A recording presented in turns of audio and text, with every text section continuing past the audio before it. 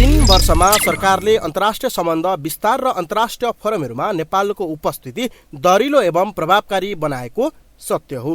त्यसै बीचमा चीनका राष्ट्रपति सी जिनपिङ र भारतका प्रधानमन्त्री नरेन्द्र मोदी नेपाल भ्रमणमा आए। छिमेकका दुई शक्ति राष्ट्रका कार्यकारी प्रमुखको नेपाल भ्रमण सम्पन्न भए भने थप 12वटा मुलुकसँग कूटनैतिक सम्बन्ध स्थापना भयो।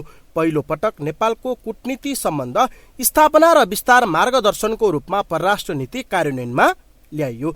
सरकारले 3 वर्षमा अन्तर्राष्ट्रिय सम्बन्ध थप मजबुत एवं विस्तार भएको बताएको छ। स्वतन्त्र र सन्तुलित परराष्ट्र नीतिको सञ्चालनबाट सार्वभौम समानता, पारस्परिक लाभ र सम्मानमा आधारित बाह्य सम्बन्ध सुदृढ एवं पहिलो पटक परराष्ट्र नीति ल्याउनलाई सफलता मान्न सकिन्छ, जसलाई सरकारले परराष्ट्र सम्बन्ध विस्तारको मार्गदर्शन मात्र नभई परराष्ट्र नीति सञ्चालनका लागि मुख्य उपलब्धिको रूपमा समेत लिएको छ। 3 वर्षमा 12 मुलुकसँग कूटनैतिक सम्बन्ध स्थापना गरी 15 मुलुकसँग द्विपक्षीय सम्बन्ध स्थापना गरेको छ। यसका साथै 3 वर्षमा नेपालले अन्तर्राष्ट्रिय मञ्चहरूमा आफ्नो उपस्थिति दरिलो बनाउँदै लगेको छ। कुनै समय एसिया सोसाइटीमा मात्रै सीमित नेपालको उपस्थिति अहिले डाभोस फोरम, अक्सफोर्ड युनिभर्सिटी फोरम, राष्ट्रिय संघीय शान्ति विश्वविद्यालय जस्ता विश्व प्रसिद्ध फोरमहरूमा आफ्नो मुलुकको विचार प्रस्तुत गर्ने मौका नेपालले पाएको छ। यसैगरी छिमेकी मुलुकहरूबाट भएको उच्च स्तरीय भ्रमणका कारण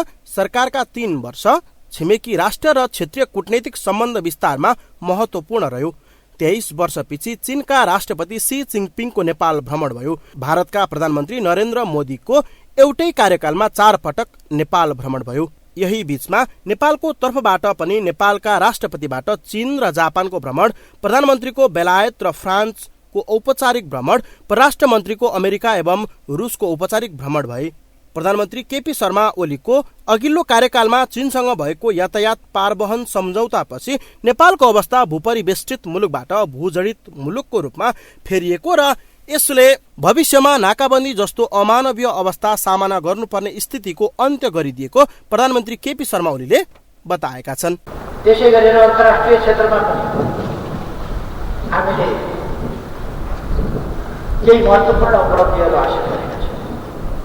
आफ्नो भूमिका, पहिचान, परिचय र प्रभाव विस्तार गरेकै कारण यस 3 वर्षको अवधिमा नेपाल अन्तर्राष्ट्रिय क्षेत्र र सङ्घ संस्थामा देखिने, सुनिने, बोलाइने र पत्याइने मुलुकको रूपमा स्थापित भएको छ। नेपालको नारा नै सबैसँग मित्रता, छैन कसैसँग शत्रुता। त्यस्तै सार्क क्षेत्रमा कोभिड महामारीको नियन्त्रणका लागि नेपालले सार्क अध्यक्षको रूपमा खेलेको समन्वयकारी भूमिका पनि उपलब्धिको रूपमा लिएको छ। यही बीचमा कोभिड महामारी विरुद्ध सार्कलाई एकै ठाउँमा ल्याउने गरी विभिन्न समयमा भर्चुअल बैठकहरू सम्पन्न भए। नेपाल संयुक्त राष्ट्रसङ्घको महिला विरुद्ध सबै प्रकारका हिंसा विरुद्धको समिति र मानव अधिकार परिषदमा दोस्रो पटक निर्वाचित भएको छ।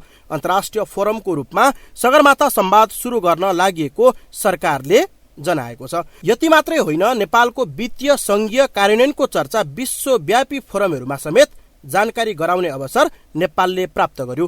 तर पनि अन्तर्राष्ट्रिय रूपमा कूटनैतिक तथा दात्री निकायको उचित सहकार्य भए पनि पछिल्लो 1 वर्षमा भने सरकारले छिमेकी कूटनीतिमा आलोचना खेप्नु पर्यो।